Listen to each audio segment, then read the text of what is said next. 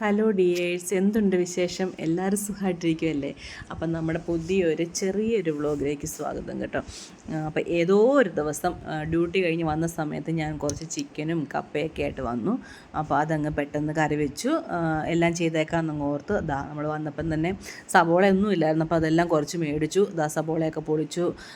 ചിക്കന് വേണ്ടി എല്ലാം അരിഞ്ഞ് സെറ്റാക്കി കൊടുത്താൽ മതി കേട്ടോ. ബാക്കി ഭവ്യയുടെ കൈകളിലാണ്. ഭവ്യ നല്ല അടിപൊളിയായിട്ട് കുക്കിംഗ് ചെയ്യുന്നത് എൻ്റെ വീഡിയോസ് കാണുന്നവർക്ക് എല്ലാവർക്കും അറിയാം. നന്നായിട്ട് ചെയ്യും കേട്ടോ. അതും അവൾ നല്ല ഫ്രൈ ഒക്കെ ആക്കിയിട്ടാണ് ചിക്കൻ കറി വെക്കുന്നത്. അപ്പോൾ അതിന് നല്ല ടേസ്റ്റ്, ഒന്നും കൂടി ടേസ്റ്റ് കൂടും. അങ്ങനത്തെ ഇതുപോലെ ഒന്ന് അരിഞ്ഞു കൊടുത്താൽ മതി, ബാക്കി അവൾ സെറ്റാക്കിക്കോളും. ചിക്കനിലൊക്കെ പിടിക്കാനൊക്കെ അവൾക്ക് ഇച്ചിരി അറപ്പൊക്കെ ഉണ്ട്. കറിയാണ് ഗൈസ്. അപ്പോൾ അതിൻ്റെ ഇടയ്ക്ക് ഞാൻ ഭവ്യെ കളിയാക്കിയത് ഭവ്യ കരയുവാണ് ഗൈസ് എന്ന് പറഞ്ഞുകൊണ്ട്. പോകാറൊക്കെ ആയി വരുന്നല്ലോ. അപ്പം അവൾ പുറത്തേക്ക് പോകാനാണ് തീരുമാനിച്ചേക്കുന്നത് കേട്ടോ. അപ്പം ഒരുപാട് പേര് ചോദിക്കുന്നുണ്ട് എന്തുകൊണ്ട് നാട്ടിൽ ജോയിൻ ചെയ്യുന്നില്ല എന്ന്. അപ്പോൾ ഒന്നും കൂടെ റിപ്പീറ്റ് ചെയ്യുമ്പോൾ ഒരു വർഷം പോകുമല്ലേ. അപ്പം ഭവ്യയ്ക്ക് ഒരു വർഷം പോകുന്നതിനോട് താല്പര്യമില്ല. കാരണം ഇത്രയും പഠിച്ച് വരുമ്പം തന്നെ ഒരു 10-12 വർഷം എടുക്കും. അപ്പം ഇങ്ങനെ ഓരോ വർഷവും വിലപ്പെട്ടതാണ്. അല്ലെങ്കിൽ ഇനിയിപ്പം അടുത്ത പ്രാവശ്യം പക്ഷേ ഭവ്യ എഴുതിയ ഒരു വർഷം കിട്ടാനുള്ളതേ ഉള്ളൂ. ഒന്ന് ട്രൈ ചെയ്താൽ കിട്ടാനുള്ളതേ ഉള്ളൂ. പക്ഷേ ഇവൾ പോകുന്ന കാര്യം ഓർക്കുമ്പോൾ ഇവിടെ തന്നെ ഒന്ന് റിപ്പീറ്റ് ചെയ്യിച്ച് എഴുതിയാൽ മതിയായിരുന്നെന്ന് ഇങ്ങനെ ഓർക്കുന്നു. എങ്കിലും സാരമില്ല, പിള്ളേരുടെ ആഗ്രഹങ്ങളല്ല, അവിടെ ആഗ്രഹങ്ങളനുസരിച്ച് പോയി നല്ലൊരു ഭാവി ഉണ്ടാകട്ടെ കുഞ്ഞിന്. ആയുസ്സും ആരോഗ്യമൊക്കെ ദൈവം കൊടുക്കട്ടെ. അപ്പോൾ എല്ലാവരുടെയും പ്രാർത്ഥന ഞങ്ങളുടെ കൂട്ടത്തിലുണ്ടാവണം കേട്ടോ. അപ്പോൾ നമ്മൾ കപ്പയൊക്കെ റെഡിയാക്കുക.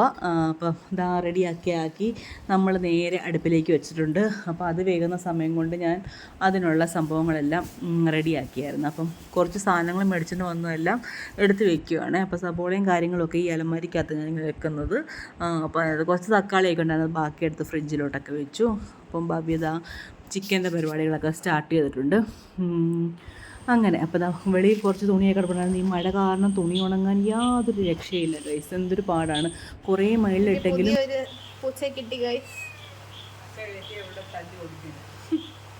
പെണ്ണാ ഗൈസ്, അതുകൊണ്ടാ കേട്ടാത്ത.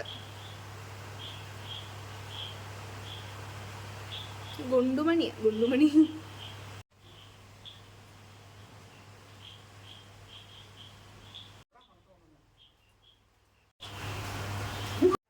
അപ്പോൾ നമ്മുടെ ബ്രൗൺ പൂച്ച പോയപ്പോഴത്തേക്ക് അടുത്തൊരു പൂച്ച വീണ്ടും എവിടുന്നോ വന്നു. ഇത് എന്താ എനിക്കറിയത്തില്ല, ഇങ്ങനെ പൂച്ചകൾ ഇങ്ങനെ വന്ന് കയറുന്നതെന്ന് അറിയത്തില്ല.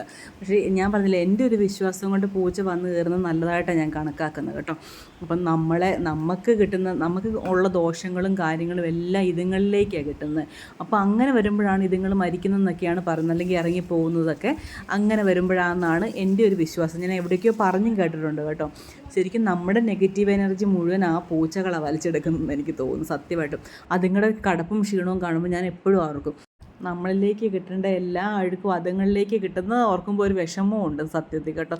അതുങ്ങളുടെ വയ്യാഴികയും ക്ഷീണമൊക്കെ കാണുമ്പം പിന്നെ ഞാൻ ഓർക്കും നമ്മുടെ കഷ്ടകാലങ്ങളൊക്കെ ഇങ്ങനെയായിരിക്കും തീരുന്നത്. അങ്ങനെ ഓർത്തങ്ങ് നമ്മൾ സമാധാനിക്കുക കേട്ടോ. പാവം പൂച്ചകൾ. ഇപ്പോൾ പൂച്ച വന്ന് കയറുന്നത് എപ്പോഴും നല്ലതാണെന്നുള്ളതാണ് എൻ്റെ ഒരു അഭിപ്രായം. പിന്നെ ഇതൊരു പെൺപൂച്ച ആയതുകൊണ്ട് വളർത്തിക്കഴിഞ്ഞ് കഴിഞ്ഞാൽ ഇഷ്ടംപോലെ പിള്ളേരുണ്ടാവും. എല്ലാത്തിനോട് വളർത്താൻ ഭയങ്കര ബുദ്ധിമുട്ടാണ്. കാരണം അതിൻ്റെ ക്യാറ്റ് ഫുഡിന് തന്നെ ഒരു പാക്കറ്റിന് 400-450 രൂപയാണേ.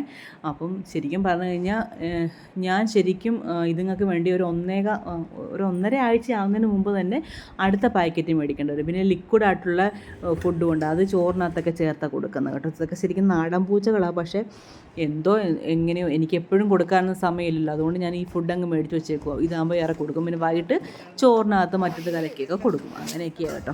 അപ്പോൾ ചിക്കൻ കറിയും നമ്മുടെ കപ്പയൊക്കെ സെറ്റായിട്ടുണ്ട്. അപ്പോൾ ഇനി എല്ലാവരും കൂടെ ഇരുന്ന് നമ്മൾ പ്രിൻസ് OTTയിൽ ഇറങ്ങിയ ദിവസമായിരുന്നു. അപ്പോൾ അങ്ങനെ നമ്മൾ പ്രിൻസ് എല്ലാം കൂടെ കണ്ടു. അപ്പോൾ ഇത്രയൊക്കെയുള്ള എല്ലാവരും ഇഷ്ടപ്പെട്ടെങ്കിൽ നമ്മൾ സബ്സ്ക്രൈബ് ചെയ്യാനും മറക്കല്ലേ.